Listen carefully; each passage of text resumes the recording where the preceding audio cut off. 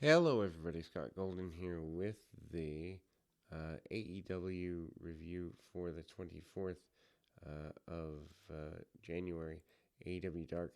And so, of course, Dark is one of those programs that you can completely, Dark Elevation and the original AEW Dark, both are shows that are fun to watch if you need extra wrestling content, useless to watch if you don't. Um, 8 match show, shorter than normal, uh, taped this past um, Wednesday in the Sports Arena, Washington, D.C. Tony Schiavone, Paul White, and Mark Henry are on commentary. Layla Hirsch defeating Brittany Blake. This is Blake's debut. Hirsch is 28-12, gets rolling pretty quickly. Blake does get some offense. Hirsch counters with a crossbody into a knee strike, ending the match. Then we go to Private Party versus Action Andrade and Miles Hawkins. Private Party is 27-17. They isolate Hawkins and get a tag together. Match ends quickly. Mark Quinn hits a shooting star press on Andrade to pick up the win.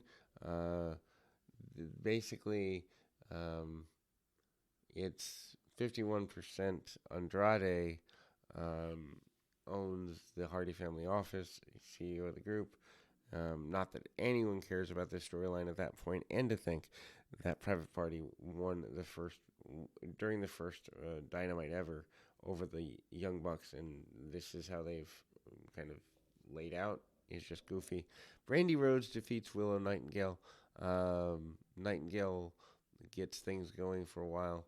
Um, and then Rhodes is 14-3, wins with a modified crossface, and Brandy Rhodes has a job because of who her husband is, not because of any actual in-ring talent, as best anyone can tell. Man of the Year with Dan Lambert defeat Logan Estem and or LaRue, Logan Estem LaRue, and Mike Fowler. Scorpio Sky hits TKO on LaRue for the win. Basic squash match after the match.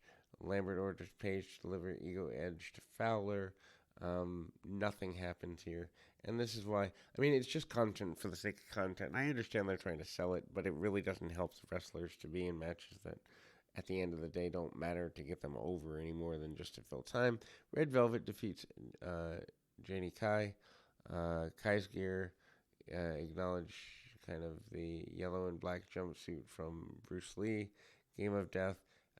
Kai does have a decent showing for herself. Hits some Muay Thai inspired maneuvers. Velvet is 43-20. Hits a bunch of knee strikes and ends things with the Just Desserts finish for the win. Ortiz and Santana defeats Brennex, Keller, and Gordy. This is the debut for the enhancement team. They get offense than is expected, but again, Santana and Ortiz have fallen off a great deal since they were relevant to the Inner Circle deal.